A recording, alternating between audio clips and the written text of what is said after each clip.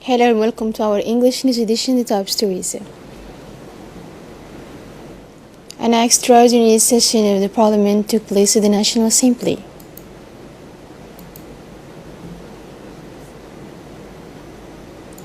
End of training of English language for the military.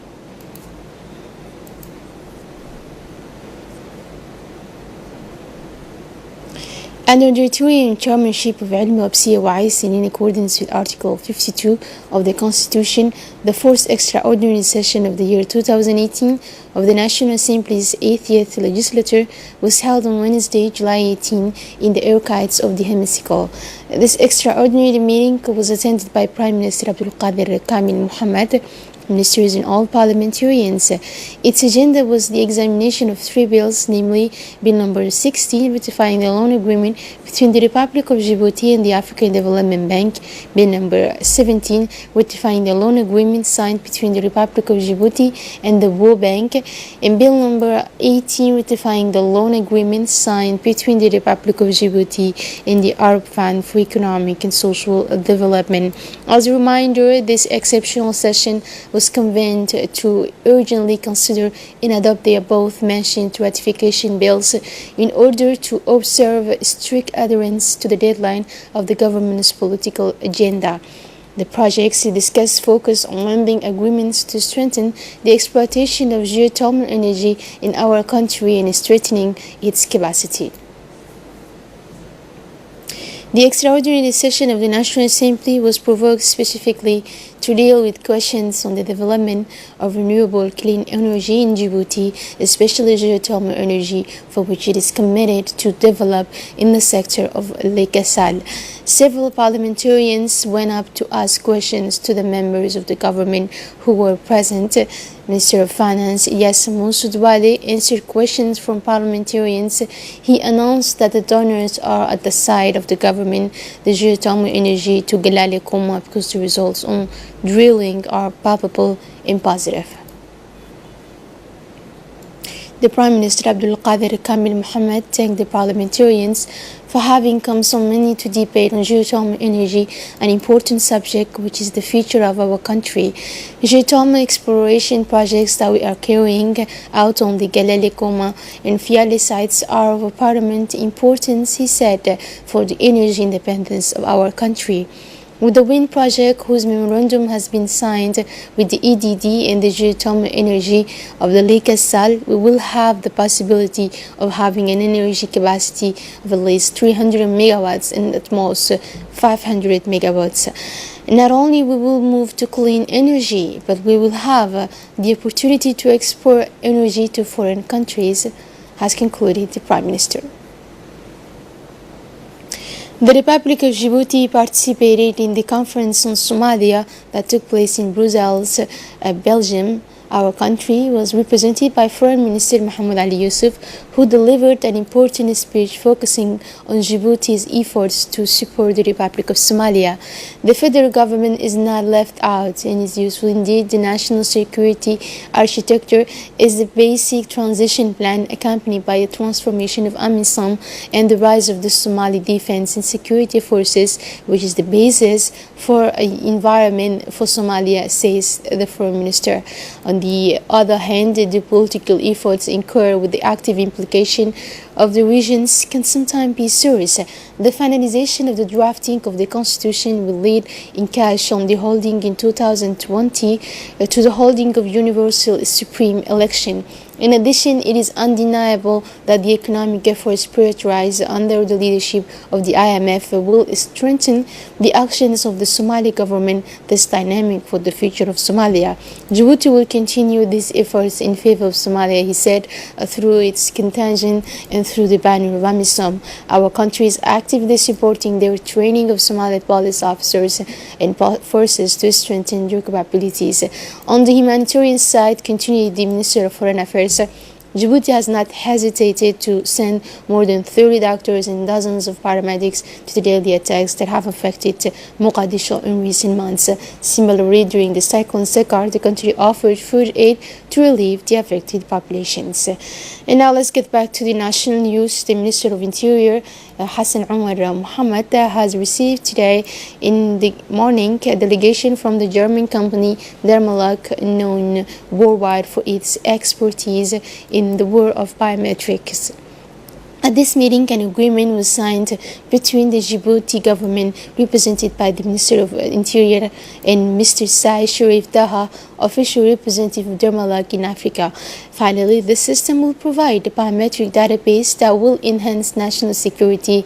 And present at this meeting were the Director General of the Population and Family, Ahmed Umar Jama, Director General of the National Police, Abdullah Abdi Farah, as well as senior officials of the Ministry of the Interior.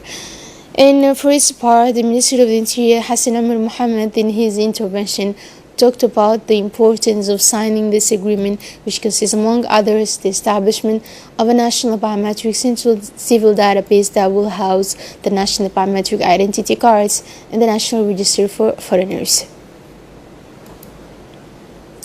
The Ministry of Health has brought together all the medical officials and the main coordinators of cross-cutting programs related to the EPI expanded program for immunization to discuss ways and means of revitalizing immunization activities in the Republic of Djibouti.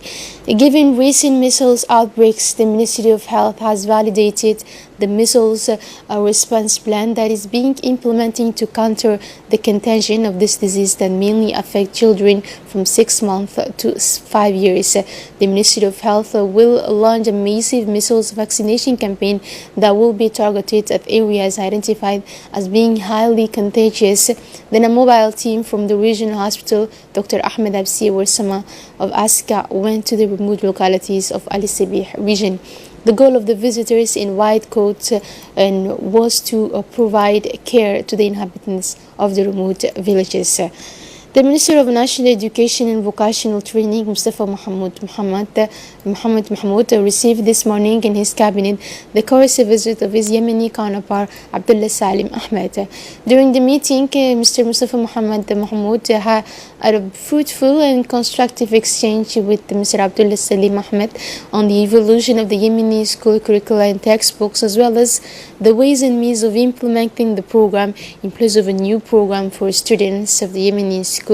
And at the same time, the exchanges between the two parties have made it possible to strengthen the relationship between the two sister countries in the field of education.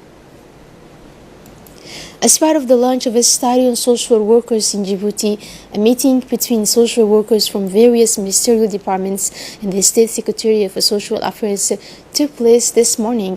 This event was attended by the Secretary General, Ms. Ifrah Ali Ahmed, other senior officials of the Secretariat, Deputies Representative UNICEF, Alexandre Limer, accompanied by senior UNICEF staff and consultants, as well as a representative of different ministerial departments. The purpose of this project is to create and analyze a reference set of information and data on the status of social service workers in Djibouti and the MENA region of the Middle East in North Africa, to guide and assist a national action plan to strengthen social services workers with a larger regional reach of 9 countries. The Secretary of State for Youth and Sports, Hassan Mohammed Kamil, received this morning at his cabinet an important delegation led by Director Jewish UN Agency of Social Development, Mahdi Muhammad Jama, and composed of coordinator of the projects, as well as representative of the French Development Agency. This meeting, which took place in the presence of the technical advisor Medina Salah and the Inspector General Musa Ali, focused on the various projects carried out in Djibouti by EDDS and AFT. For the latter, it was important to invest in youth and that projects should be developed accordingly. Also, among their objectives, they aimed to the construction of a community center in Belbela, in which will be equipped. For this, they asked to visit the Community Development Center to see not only the structure, but also their operation. And after the meeting with the Secretary of State, the delegation undertook to visit 2 community centers in Belbela, namely the CDC of Sheikh Musa and PK12. The visit began with the Sheikh Musa's community center, which is by its very form a typical structure to which a community center must correspond. This community center, which was closed since its construction and which has undergone many degradation, was in the middle of renovation work started by the Secretary of State in collaboration with the local residents as well as the communal authorities. At the PK12 CDC, the delegation was welcomed into the dancing, singing by young people who frankened the community center. And let's recall that this community center was designed as the Community Development Center of the Month, thanks to the dynamism and seriousness of its director, Mr. Abdullah Taha. A certificate ceremony for the trainees of the Army Forces took place this morning in the barracks of the Republican Guard. The trainees, who numbered 12, continued 10 months of English language training in the Omar Ali camp of the Republican Guard. This ceremony is organized by Colonel Muhammad Jama Douali, Chief of Staff of the Republican Guard, so the participation of Secretary General of the Ministry of Foreign Affairs, Mr. Muhammad Hassan Ali. Also present were the Director General of Civil Defense, Colonel Mahmoud Musa, Commissioner Colonel Muhammad Almi Musa, Chief of Staff Captain Muhammad Adawa of the Coast Guard, and the prison officials, as well as the high ranks of the GR. This is the 70th edition of its kind that the Republican Guard brings together the various security corps to make them benefit from the training.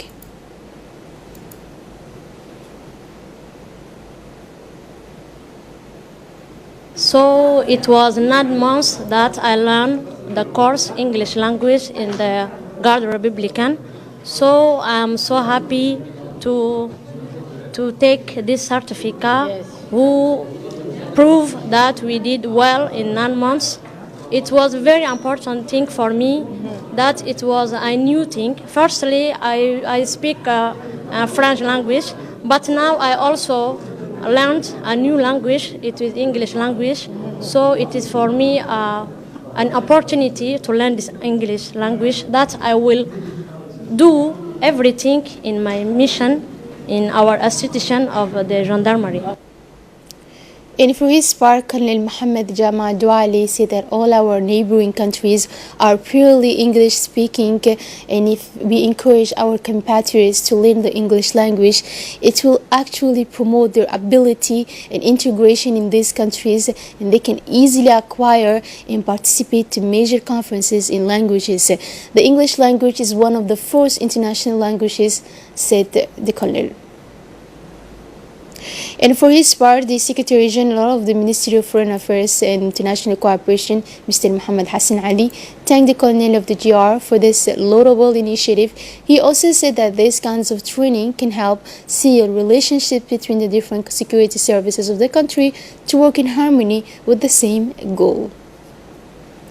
Under the high patronage of the Ministry of Muslim Affairs, the National Quranic Reconciliation and Strengthening Association has organized a prize-giving ceremony for the Quranic Memory Contest held on June 24 in Islamic Council. This emotion-filled ceremony takes place in a period when the Ministry of Muslim Affairs has increased its efforts to strengthen the number of young people who memorize the Quran. In fact, this competition was attended by the more than hundreds of young people who memorized the Quran, 10 juz, 20 juz, and 30 juz. The various winners have received money from the National Quran Reconstruction and Strengthening Association, which is organizing this competition with the support of the ministry. And now moving on to the international news, Tunisia will officially be a member country of COMESA. More with Said Mohammed. Tunisia will officially join the Common Market for Eastern and Southern Africa, known as the COMESA, in the upcoming summit, said the Tunisian Ministry of Foreign Affairs. The upcoming Head of States and Government Summit will be held in Lusaka, the Zambian capital, on July the 18th and the 19th. Once approved as a COMESA member, Tunisia will have access to the Triangular Free Trade Area, which includes COMESA, the East African Community, and Southern African Development Community, bringing together almost half countries of the continent, the minister said in a press release.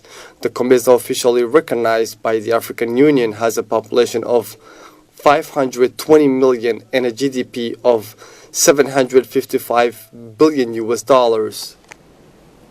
In South Africa, Obama celebrates centennial of Nelson Mandela's birth, where he delivered a speech. More in this video.